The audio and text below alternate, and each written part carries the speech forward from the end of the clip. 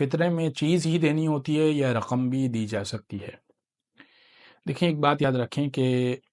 رقم آپ دینا چاہتے ہیں تو ضرور دیجئے،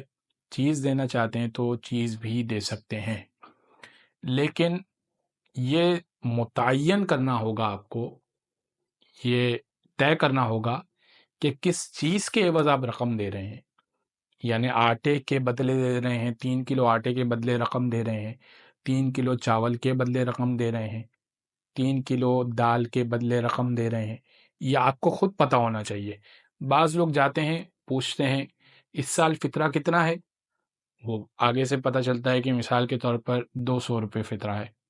وہ اٹھا کے 200 روپے کسی غریب کو دے دیتے ہیں۔ یہ نہیں پوچھتے کہ کس کے بدلے، یہ 200 روپے کس چیز کے بدلے،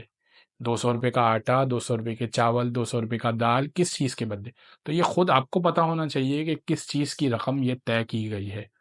پھر آپ وہ چیز خرید کر دینا چاہیں تو وہ چیز دے دیں، رقم دینا چاہیں تو رقم دے دیں۔